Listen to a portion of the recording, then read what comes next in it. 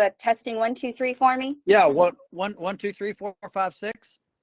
That sounds perfect. Thank you so much. All right. So It's I'm going to funny go ahead. Yeah, because we had, I didn't make any change from when we did our test today, and we didn't seem to have any problem then. So sometimes there are little gremlins everywhere, and you just don't know where they are. Well, and I'm a big believer that technology is supposed to make life easier, and oftentimes it does not. So we roll right. with it. You're right. All yeah, right. You're right. So Lorraine, you are on deck next. I'm going to send you an invite. But while we're doing that, Joel, I have a question from Elle Young. She says, she's got a couple of questions. She says, are there certain plants that should not be in a pasture because they are invasive or poor food for livestock? Well, there are a few. It does make a difference what kind of plant it is. For example, most of the really toxic things like yew or cherry or wilted cherry leaves can be problematic, but those are tree kind of things. Generally, if an animal is satiated and happy, they're not going to eat something that's toxic. The animals only eat toxic things when they're hungry.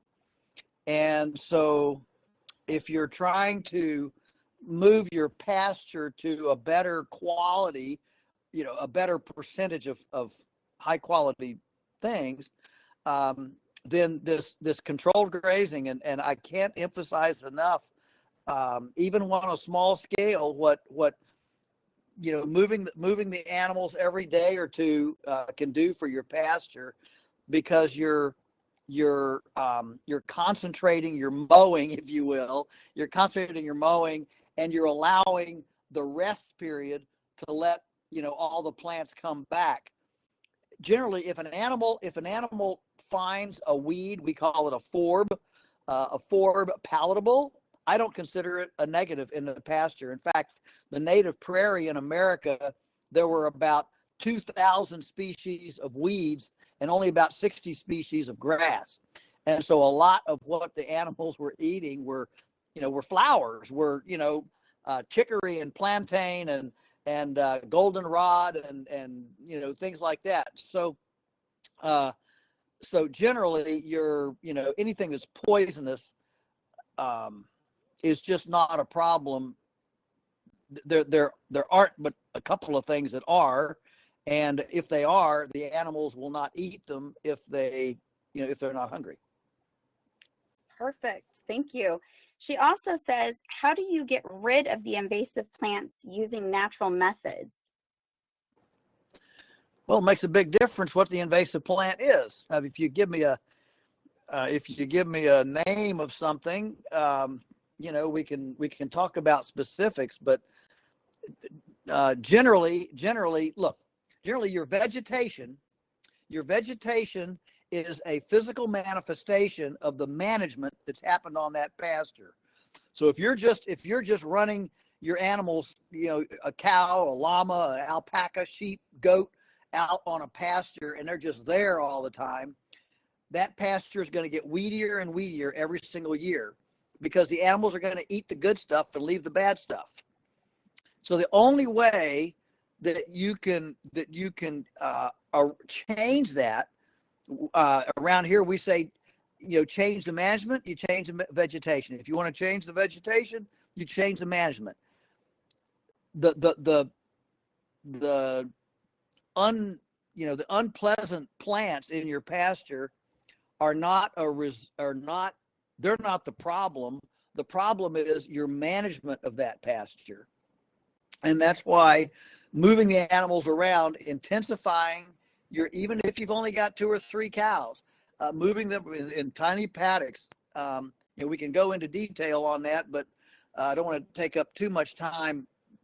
But you give them what they'll eat in one day, and believe me, as soon as you start down this path, you're going to get mastery real fast about how much to give them every day, and you're going to develop what's called the grazier's eye to be able to determine, well, is 10 cow day grass, 50 cow day grass, 30 cow day grass, and you'll make that adjustment accordingly.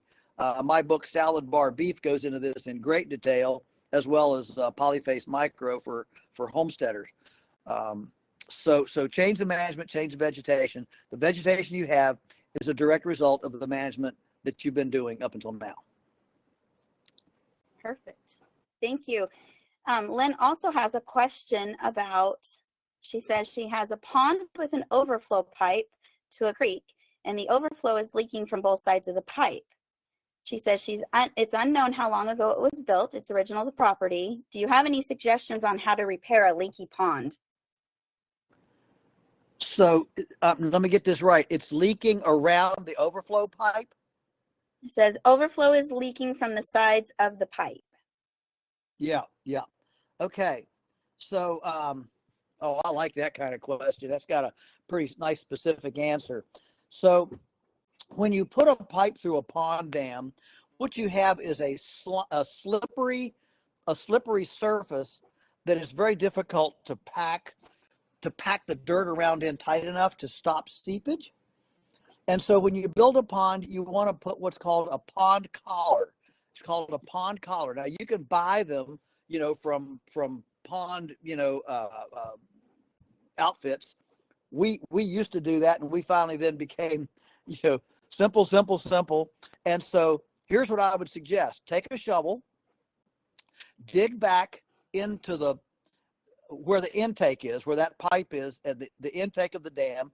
Dig back, I don't know, maybe 2 feet, not very, just dig it out, dig out a nice cavity around that pipe.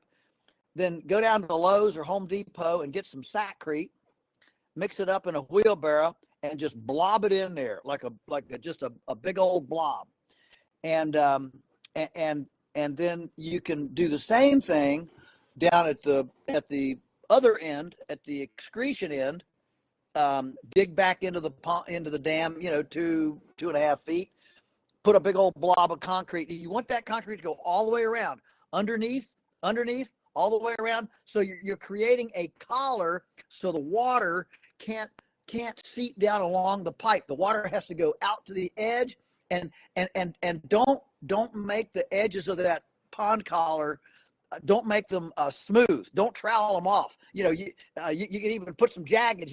Because what you want is that water to go back and forth, up and down, all around, to where it can't just seep down along that slick, PVC pipe. I'm assuming that's what you've got, and that's why when you see culverts, corrugated culvert.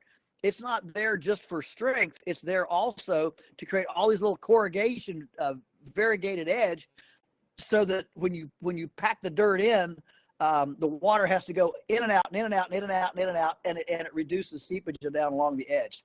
So if you dig back in both front and rear of that pipe and get it and surround it, come out there, 12 inches with a sackcrete, a concrete pipe collar, I think you're gonna see some pretty big improvement. Wonderful. Thank you. All right, Lorraine, you are up. Okay, I have 2 questions for you, Mr. Salatin. My first one is, can you tell us a little bit about the work you're doing with Mr. Kennedy and the FDA? So initially, the first thing is to say that got social media blown out of proportion. They took a phrase. Have you ever heard of the game Gossip? The little or the kids play, and the lady in the purple dress ends up being a man in a green suit. By the time it gets to the end. And so, yes, I was contacted, but that's it. I have not been contacted since. Nothing is happening. I am doing a little bit of work with RFK Jr. I'm on a bird flu task force that we're trying to get the USDA. See, the thing is, the USDA says farm policy. RFK Jr. is over there with health, and food and farm is USDA, and so My concern all along has been that the farm sector will sabotage whatever the food and farm sector. If the USDA will sabotage whatever RFK Jr. tries to do on the HHS end of it. So time will tell. But I am working a little bit with him on that with a working group. There's about 12 of us on it. But that's it. It's been nothing nothing formal and nothing major. Okay, thank you. My other question is, what is one piece of advice you would give to somebody just starting their homestead? Slow down. What happens is newbies, and I say that with I want a million newbies. Okay, I'm not being condescending here, but what happens is newbies, read the magazines, read the books. I mean, read, and you come at this with just all these ideas, and we're going to do this and this and this and this and this. And a lot of newbies are not 20 years old. They're able to think about getting a piece of property or having a homestead because they are 50 and they've made money somewhere else. And there are cycles of life. And when you're 50, you're not 20 anymore. And so so this exacerbates. I mean, the physical energy element of it complicates this. We want to do it all. We want to do it all today. And so I think the biggest problem I see among new homesteaders is a mind brimming with ideas, and so you end up with a dozen half-finished projects and nothing's really doing well, and you end up putting out fires all the time because nothing has actually been developed to its maturity or mastery before adding another thing. And I see this all the time. You get a cow before you have a corral. You get chicks before you have the processing equipment. You get a garden before you have a compost stream going into. There's a million ways to describe this, but be willing to say, we're in it for the long haul, and we're going to be incremental. We're going to be strategic about it. And so I always tell newbies, I say, the way how you control this, look at your grocery bill. Look at your grocery bill, and what can you substitute from your own place on that grocery bill, the quickest and the easiest. So, for example, the quickest and easiest is vegetables. You put in a radish, and in 8 weeks you're eating. You're starting to displace your grocery bill. Assuming that you can eat you don't mind a radish. Tomatoes are a little bit longer, but the point is that you say, well, what can we put in? What can we do right now? The other one is chickens. Meat chickens. If broiler, that's an 8-week turnaround as well. And then you go with eggs. Eggs you eat all the time. So you start down the cow, in my view, the cow is one of the last things to get to because they're big. They require fences. They require a corral. You got to have a physical structure, and they have a slow turnaround unless you get a milk cow. And I'm all over a milk cow. Milk cow is great. Just remember, a milk cow is going to need to be milked, once or twice a day. On Christmas, on Easter, on Thanksgiving, and so of all the things on the farm, the milk cow is the most confining thing.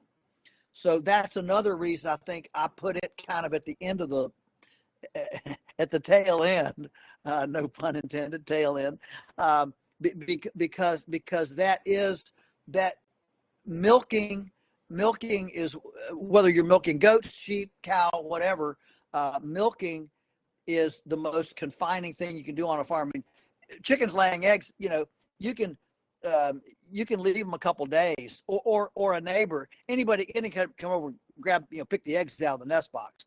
But you can put enough feed and water in, you can leave for 3 or 4 days, 5 days. Chickens will be fine. But that cow isn't going to go 4 or 5 days without being milked. That's not healthy, and it's not good for the cow. So milking anything is the most confining thing. So, when you start looking at it, you want to break it down in what is doable, what do we like to eat, what can we get our quickest return with the least amount of effort, and you go at it strategically like that, rather than, well, I want to just do everything. You have to break it down. How do you eat an elephant one bite at a time? Thank you, sir. Yeah. All right. Thank you, Lorraine. All right. I've got a question for Joel from Jess, but first, Kelsey, since we are having trouble with the audio, I'm going to invite you back on so that you can so that you can ask your question to Joel again and hear the response this time. So I'm sending that invite to you. Just one moment. And then we have a question from Jess Sedone, and she says, in light of the ongoing avian flu affecting chickens, are you doing anything different with your pasture laying hens? Great question, and thanks for asking it. No, we aren't doing anything special because our birds are healthy, and they're, they get green grass, they run around, they have a great immune system. In fact, our layers now, I think all of them now at this point are hatchlings that we hatched ourselves. We've been hatching our own chicks now for layers, not the broilers, but for layers now for about 10 years. And our only question is, are you old? Are you healthy? And are you productive? And if you're old, healthy, and productive, we want your genes. And so that's what we call it, functional genetics. That's what we've been choosing now for about 10 years. And this year we'll probably hatch about 20,000 birds. We are ready this year for the first time to actually sell eggs to people who want to incubate them themselves. We're not going to send chicks. We do sell ready to lay pullets, but if you sell chicks through the mail, you've got to have all sorts of licensing and health take all this stuff, and it's just too much. But you can ship eggs pretty well, without any restrictions whatsoever. So we are doing some of that. I will tell you the thing that so we haven't made any changes just because we're our chickens are healthy and they're in a very healthy ecosystem. I will tell you this, since this is a homesteading group, the two things that I think that I've seen, if you look at the flocks now registered under the USDA that have had bird flu, there are a few, not many, but in the last 6 months, 40 backyard flocks. And of course, for those of us who, love backyard flocks, we don't want to see a single backyard flock, get bird flu. But I can tell you some of the filthiest chickens I've ever seen in my life are backyard flocks. They're in a muddy dirt lot, very unsanitary, very unhygienic, and those chickens are going to be stressed. So they either need to be on a carbonaceous diaper, basically. That's got to be 12 to 18 inches at least deep, full of carbon, that basically becomes a compost pile that they can get in and churn and move around, or they need to be moving, across the pasture every day. Nature only sanitizes two ways, either with vibrant decomposition or with rest and sunshine. Those are the only two ways nature sanitizes. So if you've got a dirt run, that's the worst thing you can do for chickens. Tyson chicken houses are better for their chickens than a dirt run. So you either need to get them on a carbonaceous diaper that's decomposing like a compost pile, very, very deep, or move them. And that's number one. Number two, I got two things. Number two is, my big concern is that too many backyard flocks are old. I love my chickens. There's Matilda over there and Priscilla over there, and we name them, and we got these 7 and 8 year old chickens. Listen, underlying morbidities and age we know was a problem with COVID. It's the same thing with bird flu. You want young, vibrant chickens. So everybody, when your chicken hits 4 years old, put it in the stew pot. If we start running geriatric backyard flocks like a nursing home, we're going to have chickens that are susceptible to bird flu. And unfortunately, the backyard flocks that have been found to have bird flu, nobody's actually keeping statistics on how old were they, how clean were they. Nobody's keeping statistics. But I'm just telling you from my experience, you've got to get those birds hygienic, and you've got to keep them young. So let that be a word to the wise. The other thing that I did do this about 2 weeks ago. I got an audience with our local sheriff, and he is committed that if federal agents come here to take samples or something, I will call him and he will send deputies and run off the federal agents. So we have been very, very proactive about this to protect our chickens from the government thugs. Thank you very much for your answer to Jess. Kelsey, you're back on, so go ahead and ask your question. All right. So yeah, I had maybe caught a couple of the phrases of your answer, but my question was, how do you evaluate your property as far as the climate and the terrain and the topography and how wooded versus like pasture land you have, how you would like evaluate that and determine what livestock would be best to have on your land? Yeah. So in general, what you're after here is almost livestock can go anywhere. I have not been very many places where livestock wouldn't be acceptable. And so, if you've got edge, wooded edges, wooded areas, that's where pigs are. That's where they go very, very well. I don't like pigs out in open land because they dig holes. So I'll leave the open land for the chickens, the turkeys, the ducks, and the cows and the sheep and things like that. So there's a little bit of that, but primarily it's not so much what the ecology can handle. It's how you manage the animals on the ecology, and so I think a lot of it has to do with what do you want to grow. I mean, if you don't like eating goat meat and lamb, don't have goats and lamb. If you like beef, then get a steer or a couple of steers. If you like pork, get a couple pigs. If you like chicken, get some chickens. And I don't know, and they can go virtually anywhere. I've never seen the land itself. Is it sandy? Is it hot? Is it hilly? Is it flat? Is it loamy?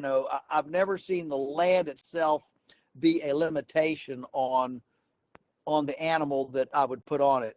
The only stipulation being I wouldn't put pigs on my nicest open pasture land because they can do a job on it. Okay, follow-up question, I guess. Would you then say, for instance, you mentioned cows that kind of do well really wherever you put them.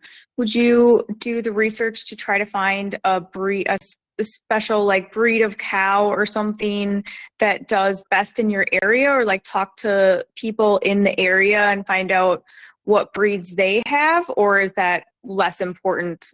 Because like you said, you can just kind of do like anything will really do as long as you're taking care of it. So when you're getting breeding stock, what you want to do is get an animal that is being raised as close to the way you're going to raise it as possible. So, Okay. so even a neighbor farmer that is raising Black Angus for the sale barn and the feedlot in Nebraska, that might not be the best cow for you to get, even though it's a neighbor and it's local. I'm a big believer in buying, in the community, rather than, getting something from 500 miles away that is going to come to a different ecosystem.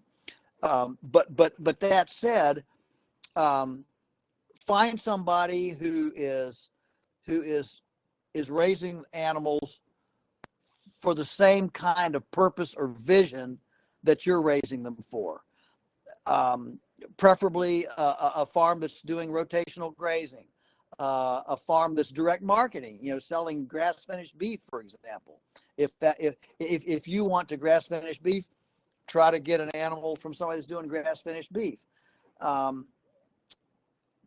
Because the phenotype and the physiology of a commercial grain finished animal is different than the phenotype and physiology of a grass finishing animal. And so when we buy bulls and we buy some, we birth steers, we also, we don't birth steers, we birth bulls, but we steer them.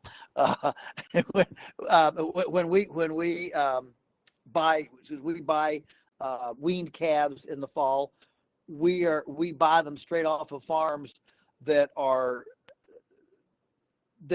doing the kinds of things that we want to do. We don't want to see somebody that's giving them a bunch of vaccinations and a bunch of chemicals sitting around and those kind of things. So look around your community. You'll find the weirdo.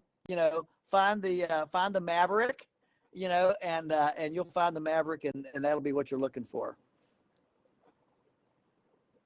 Okay, great. Thank you so much. And I would say one more thing: stay away from exotics. Okay, don't buy for cute. Don't buy for cute. Scottish Highlanders, they're very cute, but they're not very functional in a lot of places. They were bred for the Scottish Highlands, and so Mississippi is not the Scottish Highlands. And you can also get animals. You can also get animals that are so exotic that the people that have them are capitalizing on homestead cuteness, like Devons. They're very, very small, but they're a very, very niche animal. So we tend to not be breed specific. I don't care what color they are. When you take the hide off, they're all the same color.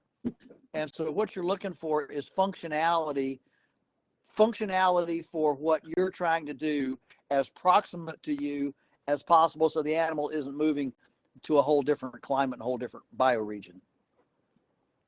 Okay, great. Thank you. Mm-hmm. All right, Tanya, you're up with your question. Hey, thank you very much. Thanks for coming, Joel. Okay, so I had a couple. I'm just going to do the first two. So first of all, how large of a paddock do you think I would need for two? I have two Dexters, a steer, and then one that's about to get AI'd. So how much paddock do you think, if I'm moving them daily, I would need? Well, where do you live? Upstate Western New York. I have 13 acres. Half of it's, brush and woods. Right now I have them on, just because it's, we're coming off of winter, and I just recently had purchased them. So I have them in about a half acre, I guess you would call it a paddock. And, but we're adding more paddock as the weather gets better. So we're just trying to decide how much I should be adding for them to be moving daily. Yeah. Like, do I get an acre? So never make permanent paddocks.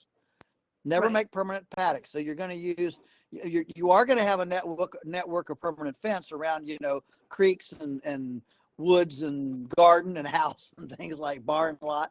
You are going to have some permanent fence, but basically you're going to cross fence that with your portables. That will, the portables will be your your steering wheel, your brake, and your accelerator on that four-legged mower. And so this question completely changes in different parts of the country and fertility. So this is why I'm such a big believer in moving them every day, because if you move them every day to a new paddock, you are now auditing yourself. You're testing yourself every single day. And in 30 days, you're going to be a master. So, I can't answer the question. I mean, I can tell you that, if you've got, these are small animals, I'd call them, 1.5 cow equivalents.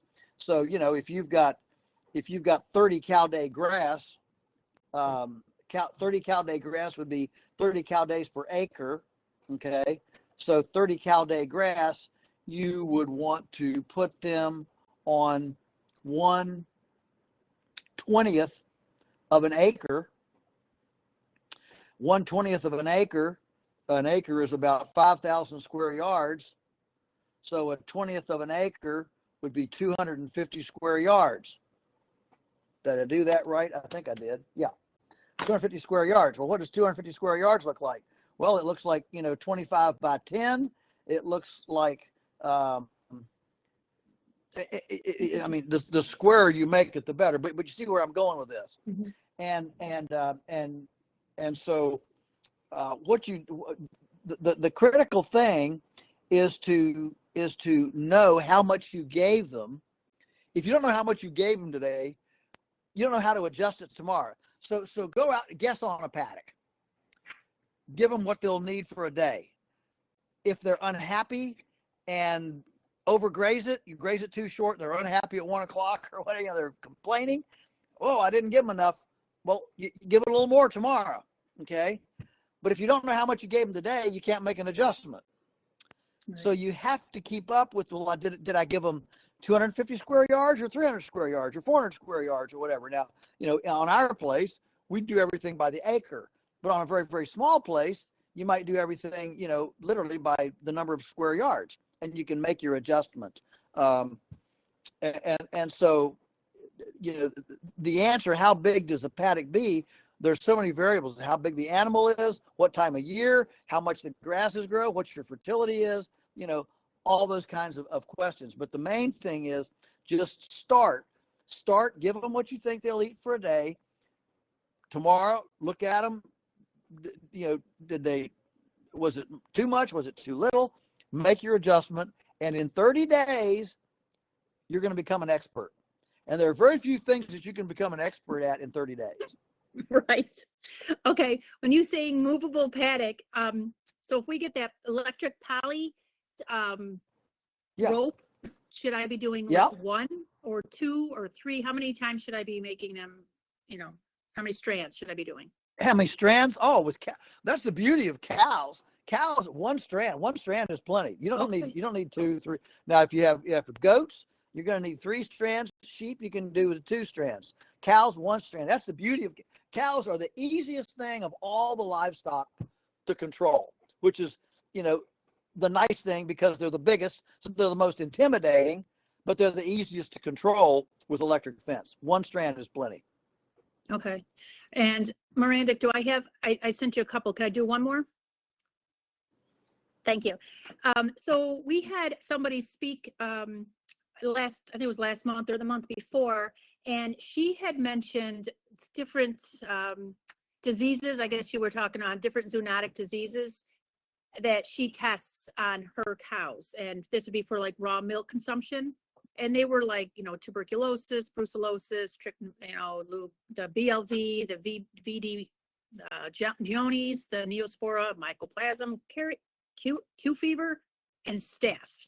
So my question to you is, what do you test on your farm for raw milk consumption? Nothing. Okay. Nothing. Healthy animals, and keep them, and handle everything, clean. Wash your instruments in good hot water. not cold water. And if your buckets have a slime on them, you're not cleaning them well. But we don't test for anything. Never have. And we don't have any problem. Okay, thank you very much. Thank you, Tanya. All right, I've got a question from Christy, and she says, what do you like to see growing in your salad bar for beef? Whatever grows in the side ditches of the road. If it's growing in the side ditches of the road, that's what I want. We haven't planted a seed in 65 years. And when we came here, I could walk the whole farm and never, when I was a little kid, 5, 6 years old, I remember I could walk the whole farm and never set foot on a piece of vegetation. And we never planted a seed. And it has gone from, an average of probably 30 cow days an acre in the early 1960s to today, almost 400 cow days per acre. Our county average is 80 cow days per acre, and we're running almost 400 cow days per acre. So I've seen that in my lifetime, and we've never planted a seed. If you get your management right, you'll have good stuff. I'm sensing a theme here, Joel, with our questions. Yeah. All right, Bonnie, you're up next. I'm sending you an invite, so be on the lookout for that. Bonnie should be joining us in just a minute, so we'll get her on here. We've got, I do have a question while waiting for her to get in here. We have a question from Teresa, and she says, how do you teach your children to love work?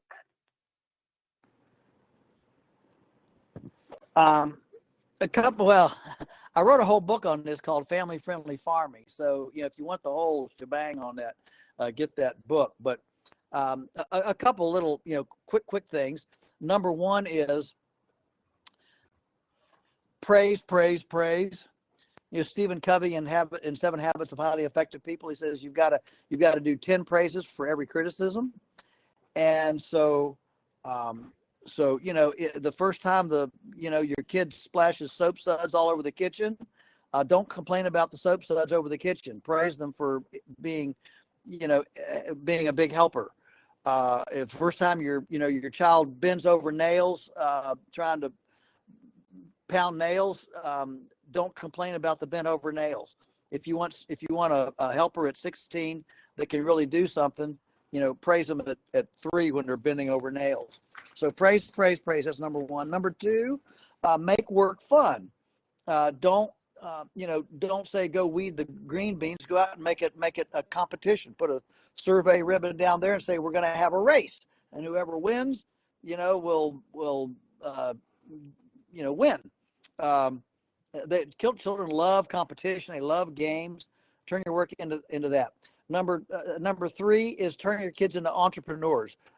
Let them own their businesses. If you've got a child that doesn't like to gather eggs, how about giving them the egg enterprise? Pay them $8 a dozen.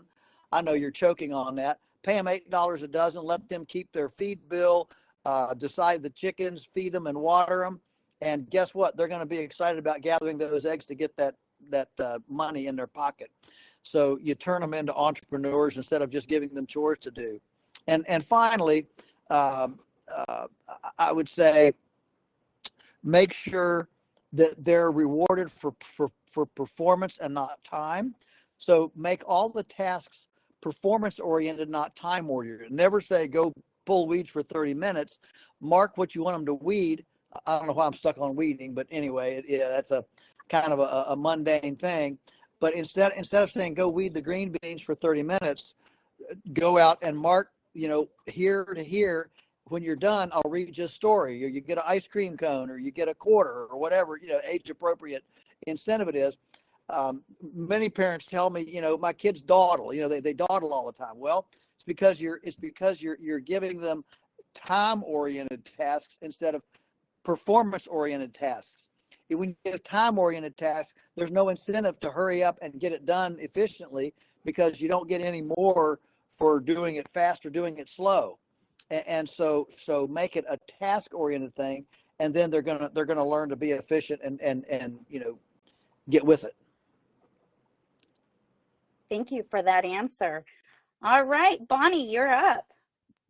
Hi, thanks Joel for putting up with us today. I bet you put up with a lot of these groups.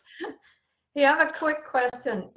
Chicken free range area, when I go to the local farm store and I'm looking at bags of grass seed, I'm in the Pacific Northwest in Western Washington, so we don't get the triple digit hot weather in the summers, and we get lots of rain in the off seasons. But what species of grass should I be looking for, or that I don't want in my chicken free range area? Well, chickens can eat anything. And again, I'm going to go back to the road side ditches. The side ditches in the road are the most climatized, regionalized, vibrant genetics species for your area. And so, what's growing in the roadside? I mean, if your chicken run range, if it would look like the side ditches of the road, you'd probably be pretty excited. And I mean, that's the way it is. Not there. Our side ditches would be Oregon grape, Scotch broom, old man's beard, and a lot of moss. Okay. All right. Okay. Well, you're in the dry part of the state. Are you in the dry part? No, we're on the wet side of the mountains. Oh, okay. I mean, All right. we get nice summers. We'll get dry summers. In the off seasons, though, we get the rain. Yeah. Well, again, are your chickens fenced in a particular yard? Yeah, they're in about a 90 by 100 foot free range area. And I have seeded it for like a lawn. I keep at a reasonably high height, and they love it. I've found that they will not dig a hole if I keep it green, not real high. I don't like it real high because of potential bugs and stuff, but they seem to like it because it's cooler. But if there's any bare patches, that's where they'll dig, and that I don't mind. That you don't mind them digging? No, if I have some bare patches, like in the corner of their free range area and stuff, it's like, okay, you can go over there and dig all you want. Yeah. Well, chickens are like pigs. Chickens are like pigs. They can scratch. They can. They're very hard on pasture, and so. So in general, I'm not a fan of a stationary run because they will eat the good stuff, and the bad stuff will continue to grow. And so you can't, if you're not rotating, boy, constant themes. If you're not rotating your animals, you're inherently going to go to noxious vegetation because the animals are going to continue to eat the good stuff and not the bad stuff. And so that's why if you have, I'll just give you my rule of thumb. My rule of thumb is, if you've got fewer than 300 chickens, put them in portable shelters. You're laughing. I assume you have fewer than 300 chickens. Oh, yeah. A lot less. Yeah. So the reason I say 300 is because at 300 or more, the flock gets big enough to start intimidating aerial predators a little bit. And so in a very, very small flock, they're extremely vulnerable unless they're completely covered. And so you end up getting birds picked off by, hawks and things like that. And so what I like to see is, if you've got fewer than 300, put them in a portable shelter that you can move around your pasture. Now they're completely enclosed, and now you can put them on a totally fresh spot every day, and you will see the grass thicken up like you've never seen it before, because now it has a rest period. And you can come back to that same area maybe in 60 days or something like that. But when we started with our layers, we had 20 of our 10 by 12 shelters with 50 chickens in each one, and I moved them every day, and it was fantastic. And I could move those 20 shelters in 20 minutes. I could move 1,000 chickens in 20 minutes, and they were completely enclosed, predator, not predator proof completely, but definitely aerial predator proof.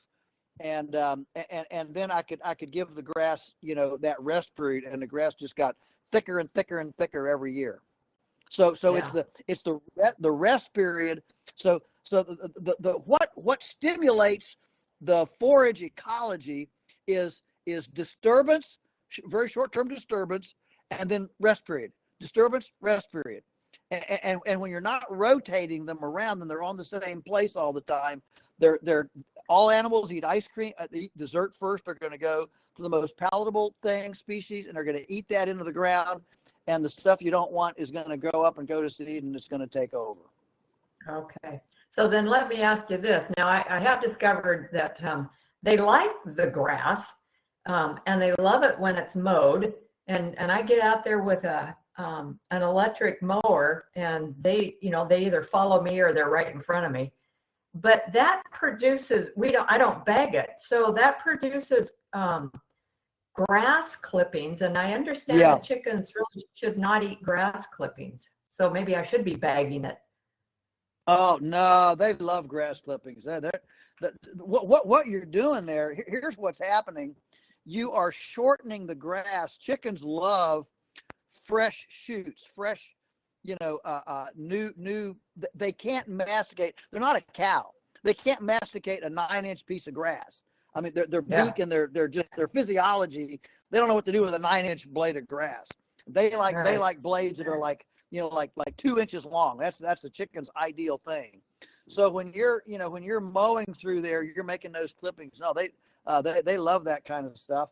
And now the grass is going to grow back in these tender little shoots, and that's what they want to eat.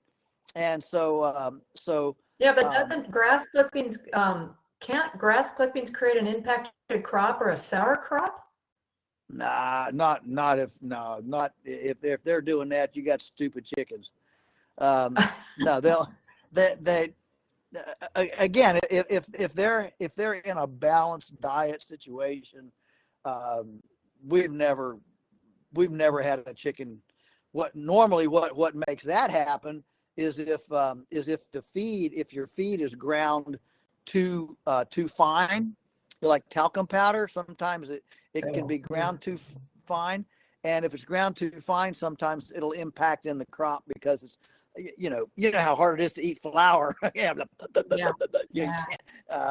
And so the chickens can get impacted from too fine. But I've never heard one getting impacted from grass clipping. They have free choice out of a PVC pipe that's crumbles, and it's over in their covered run that they have for nighttime and that type of stuff. So they run back and forth when they want to feed. Sure. Yeah. Yep. Okay. Yep. All right. So then I wouldn't really have to worry about grass species to buy in the bags and stuff. No. I was thinking of no. Okay. No, I mean, if you could do something, poor boy. I mean, take that yard, and if you can divide it into 4 pieces, and just put them 10 days in one, 10 days in another, 10 days in another. So you got 30 days of rest before they come back. That would probably be enough to at least notice some difference. Well, I can move them out into our regular pasture area that we don't have livestock or anything. It's just land that sits there. We're kite flyers, so we can go fly kites out there. But I can put them in a tractor and stick them out there for the day, and then have them come back into their coop at nighttime and stuff. So that's an idea. Okay, thank you. All right, thank you, Bonnie. Yep. All right, Maureen, you're up next. And Maureen, you will be our last live speaker of the evening. So thank you very much. Thank you. Go ahead. Hey, Joe. I have a question. I live in outside of this Detroit, so inner ring city of Detroit, I just bought my house in October and we'll be starting my garden hopefully this summer. But I need to think about getting my soil tested. Is there a good way or a good just test it what doesn't cause an arm and a leg? Now, Michigan State University is an ag college, and they do have, I believe, a testing center. Is there something in particular I should be asking them to test other than whatever their kit recommends? Yeah, well, I wouldn't have it done at the ag college. That's coming from a completely chemical standpoint. I mean, we never do soil tests. I mean, does it what does it look like? I mean, does it look like red clay or does it have some crumbles to it, some loamy? No, it's I mean, mostly clay. There's a lot of clay in the area. I haven't really dug because the ground is just now starting to thaw. So that, and in the fall it froze pretty quick, so I didn't have a chance to dig it at that time. So yeah. I don't know. I don't have a clue. Yeah, well, I mean, I'm a big believer in organic matter. Organic matter is the key to everything, and so anything that you can do to get mulch on there, if you can get some old leaves, lawn clippings. I mean, the Back to Eden garden that Paul Gauci does is old decomposed wood chips. But they should be decomposed. They shouldn't be fresh, raw wood chips. But anything that you can do to get mulch on there, to get organic matter mulch, is going to be the best thing you can do. And the biology will fix it. There's enough protozoa, nematodes, actinomycetes, mycelium, azotobacter. I mean, you can go down this whole list of things, and all of them they find things. They find zinc. They find boron. They find this stuff, and so the soil. What I'm getting at is it doesn't make sense to me, and we farm this way. We run a lot of land this way, but it doesn't make sense to me that God would have made the system so that you and I would be dependent on some outside source to be able to grow our stuff. It's all here. We just got to get the decomposition going. And so I would, I mean, if you're concerned about it, get some compost, put it in, and around your plants, and side dress them, and don't spread it over the whole place. I mean, I'm a big believer in raised beds. I love raised beds, and Yep. and That's what yeah. we're going to do. We are going to do. Yeah. Be doing raised beds. So Right, raised beds and square foot gardening. Cover that thing up so that no sunlight touches the soil surface. You got leaves intercepting every single piece of sunlight, and so when you say that, I would put leaves after I've planted my garden. Put a bed of leaves around after they've come up. Absolutely, as mulch. You can put them on 6 inches deep, especially on your heavy stuff like tomatoes or peppers, or potatoes, vines, cucumbers. Now remember, your mulch is going to make the soil cooler, and so it'll be great in the summer. But if you do that right now, it'll retard the growth of your plants because it's still kind of cool. Yeah, we can't put anything in the ground for another 6 weeks or so because we'll still have frost until the middle of May. So yeah. That's same here. Our frost date's May 15th, so we've got to be careful about putting stuff in. But yeah, the key here is mulch. I guess my sense is, in the time it takes you to fool around and pay and take soil samples, you do a lot better sleuthing some mulching materials, and get your organic matter settled. Invest in that before you do the soil test. So I have one last question. I know we're running over, but this is something. I have a compost bin. It has to be portable. Best way to start composting. I tried it last year, didn't have a whole lot of success, couldn't get it warm enough. So I had my mix wrong, I'm pretty sure. Yeah. So, what was your main ingredients? Whatever was in the kitchen. Oh, okay. A lot of kitchen scraps. A lot of kitchen scraps, some brown. My brown matter was generally leaves from last year. And some, but that was it. I mean, Yeah. Kitchen scraps typically are proteinaceous, succulent, and high nitrogen.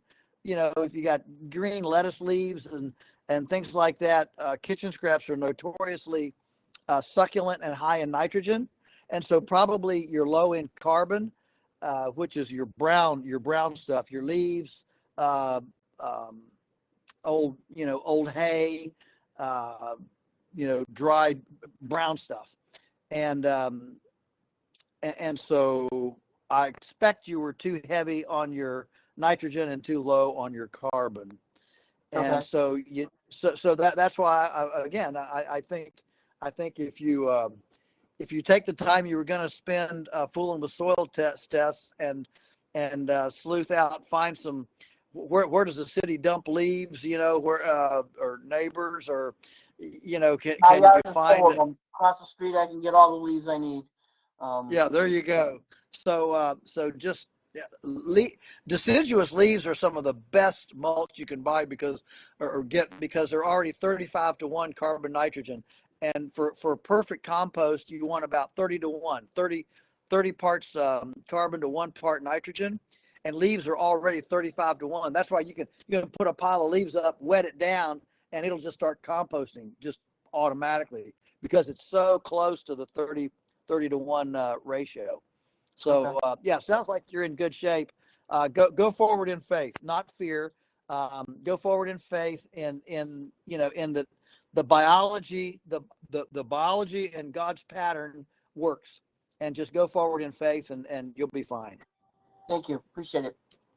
Thank you, Maureen. Yep.